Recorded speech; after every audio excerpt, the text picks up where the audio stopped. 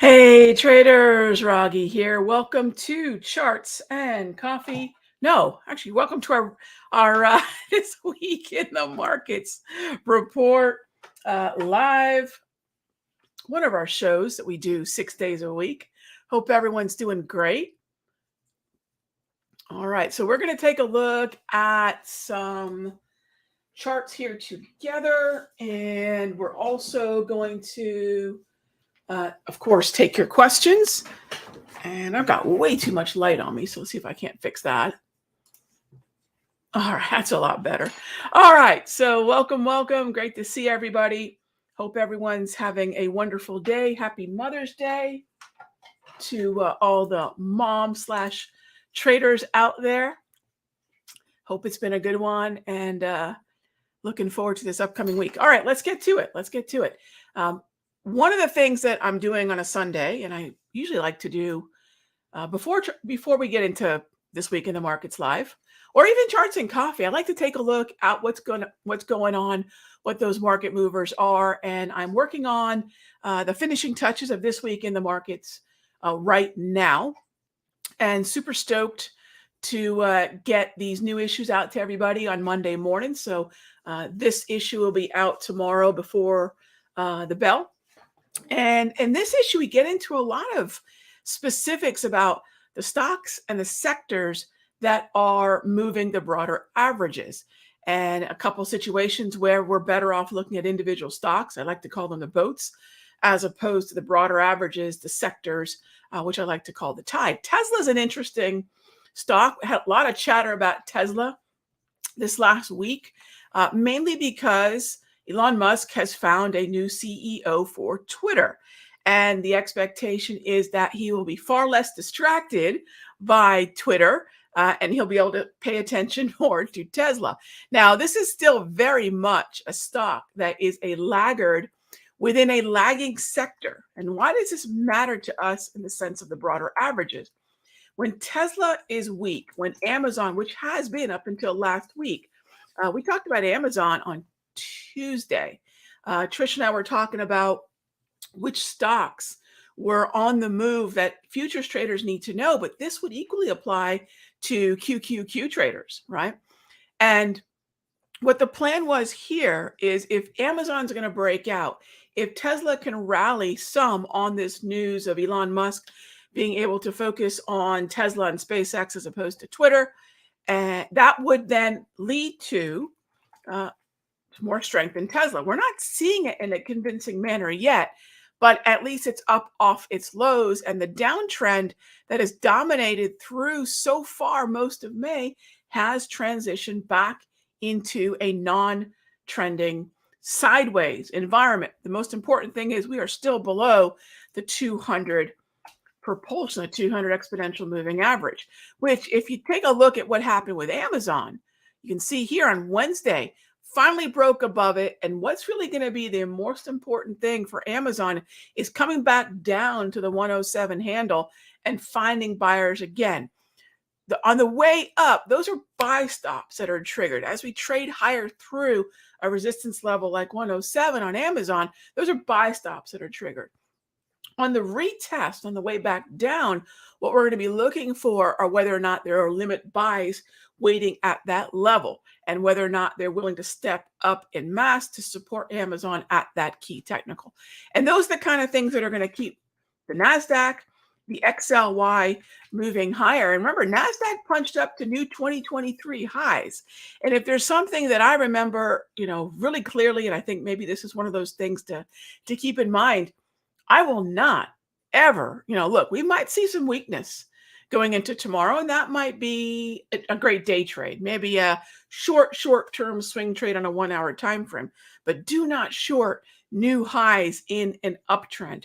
Just like we don't want to buy new lows in a downtrend. The two examples of that would be, hey, look, let's look for buy the dips on the NASDAQ, and let's keep away from trying to pick a bottom here on the KRE. And that's what we're moving into, gang. A number of stocks and a number of sectors that are leading the charge higher, fueled mostly by the single most important macroeconomic factor there is, which is What is the Federal Reserve expected to do? What are our expectations for this Fed pivot? When is it going to be?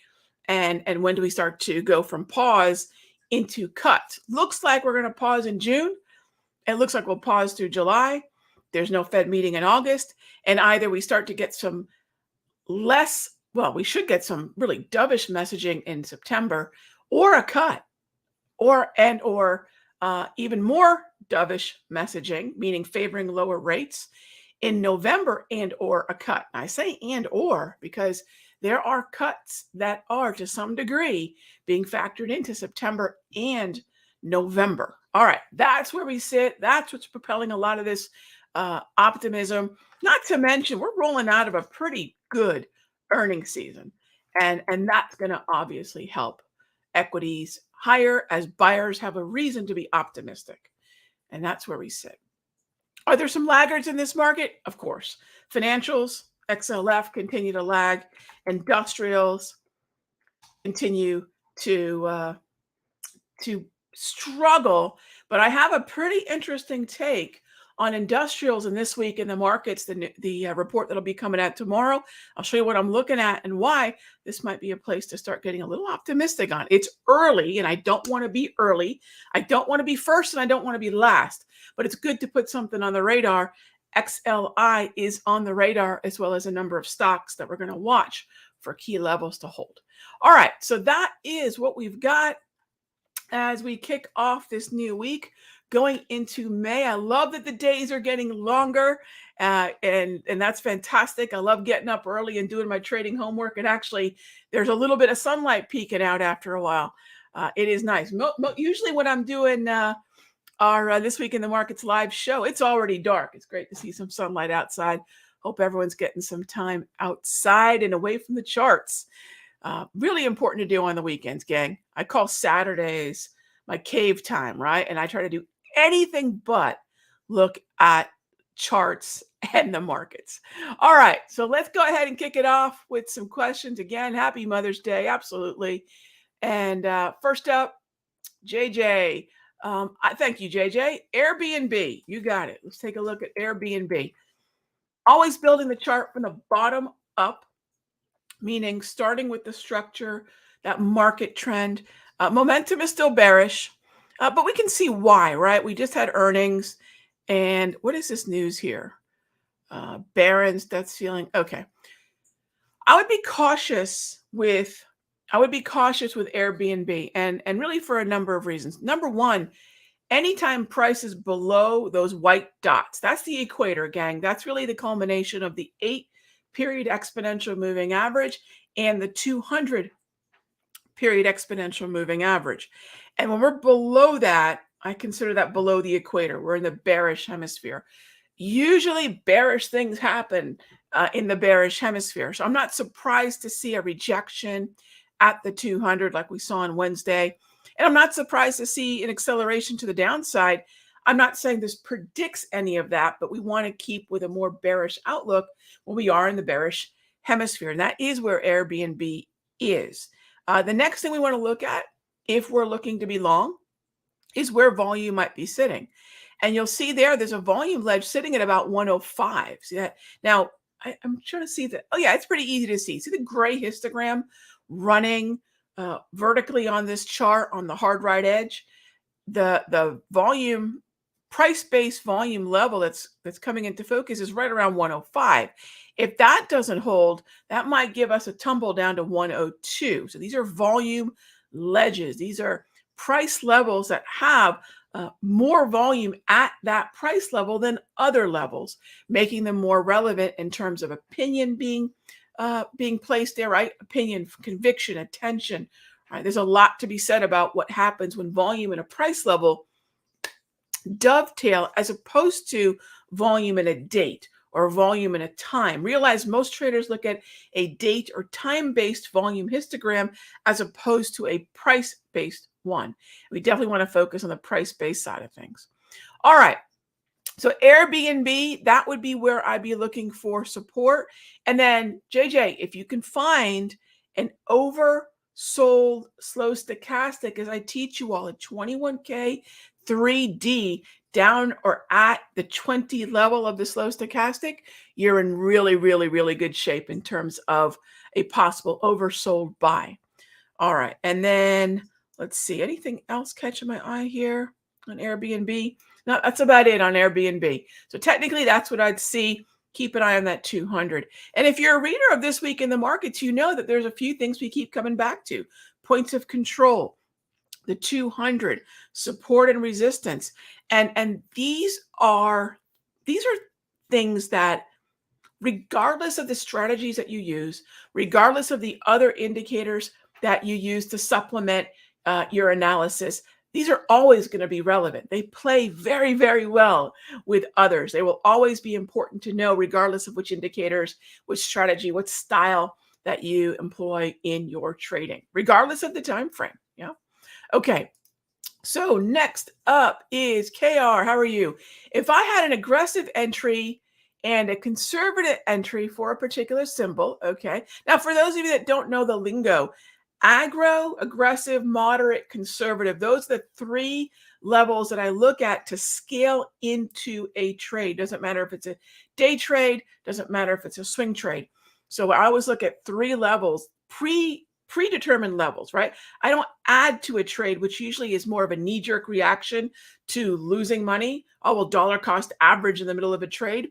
That's not the same thing. It's a predetermined level that we know that if we start to reach it, we can continue to build that position. All right, so aggressive is the first, conservative would be the last of this trio.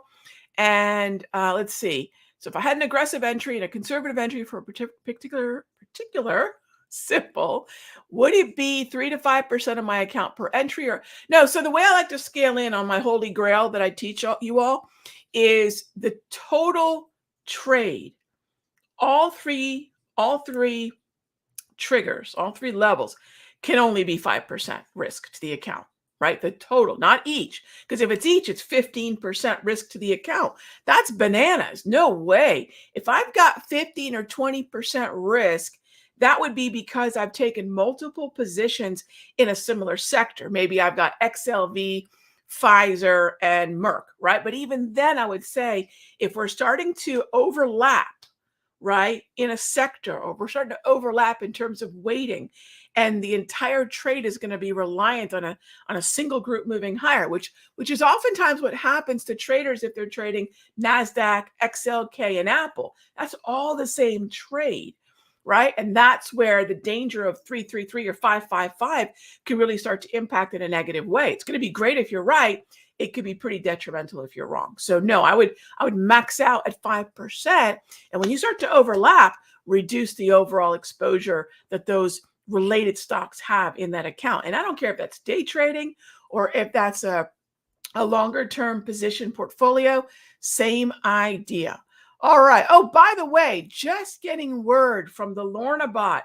How many of you out there are subscribers to the daily price movement ranges, the DPMRs, or I know a lot of you are subscribers to both, and the hourly price movement ranges, the HPMRs. Yeah, I got a lot of subscribers out there.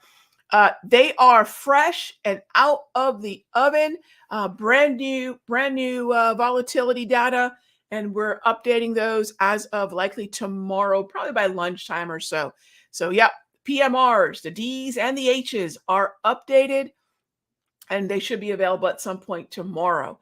And that's fantastic, especially with the kind of volatility that we're seeing. Remember, those PMRs need to be updated pretty regularly because volatility is always expanding or contracting, and we want to have the most accurate volatility level. So the process is always the same.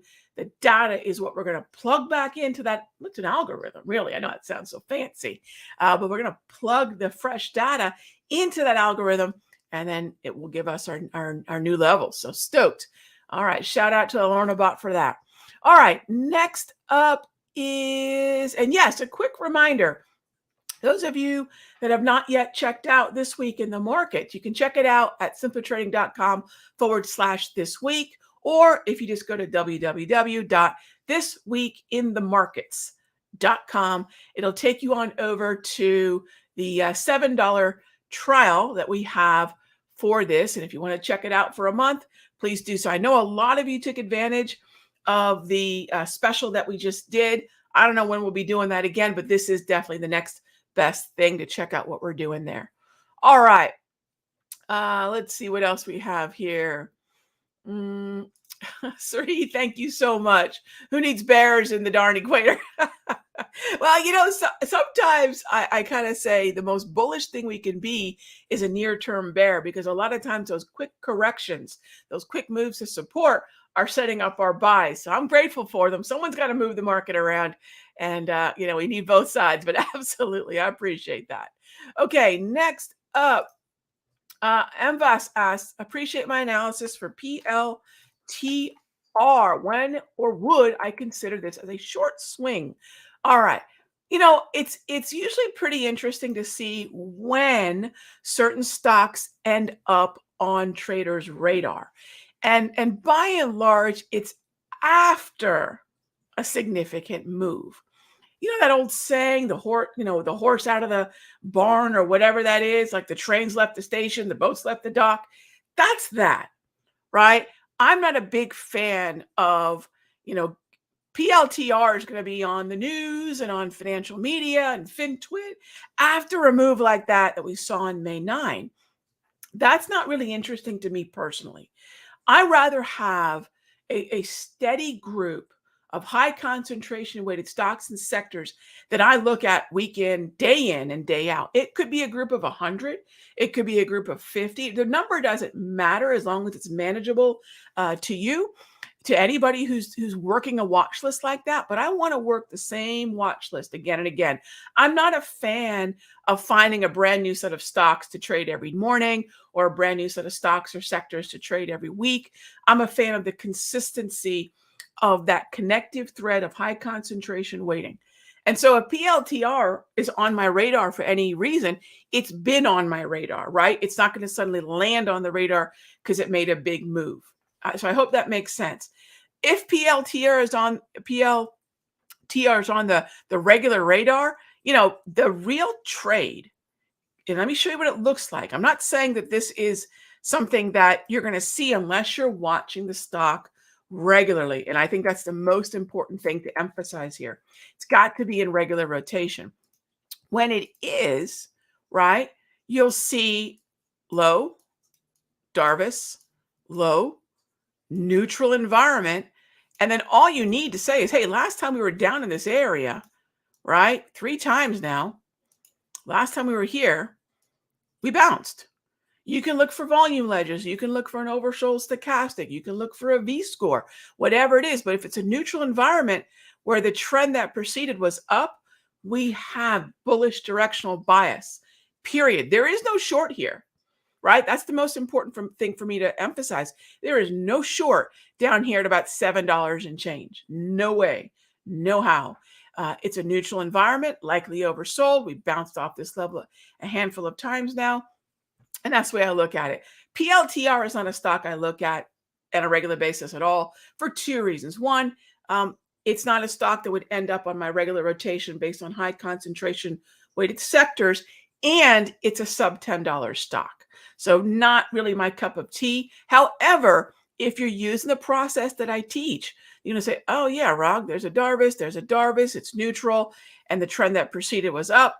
All I'm allowed to do is buy. Got to wait for that oversold support, and then that's it. Bingo. So I hope that makes sense. I hope that's something that feels like a repeating process. That's the whole goal, right? A repeating process around the stocks that we choose to trade, or the sectors or the futures contracts that we choose to trade, and then a repeating process around how we trade them. And we just rinse and repeat. And that's the only way to course correct errors. That's the only way to fine tune and improve a process. But if we're always adopting a new process, we're always in that situation where we are starting from scratch, and we can't ever fine tune, if not, dare I say, perfect our process, right? So I'm a big fan of that consistency, right? I like to call myself the world's most boring trader, and repetitive consistency is boring, but it works. All right. So next up is, let's see, can we take a look at LSR, SLR, right? Okay.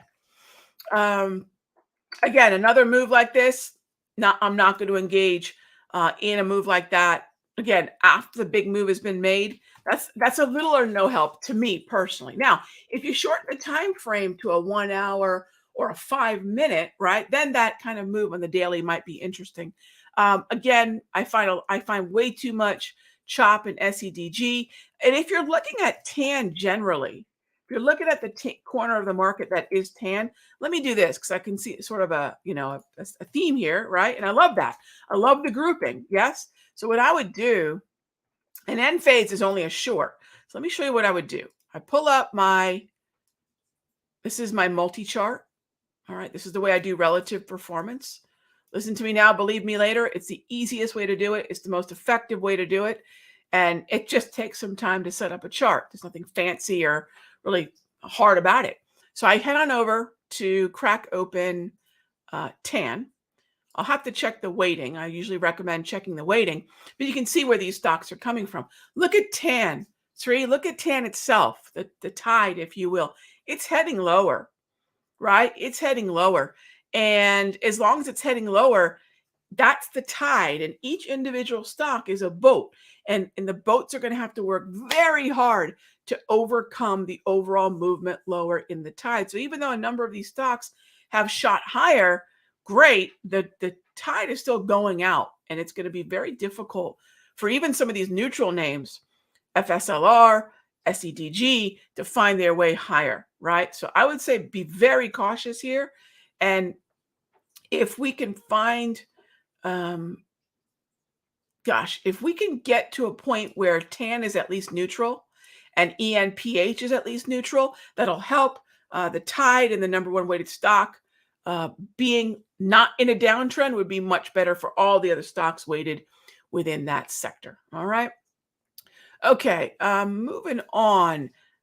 Let's see here. Next name is, hey there, Russ. Next name is ARRY. Sure. The stock made the all important move through 20, which believe me, gang, once you're above 20, there is a different group of market participants looking at a stock north of 20 as opposed to below 20. So making it through 20 is really important.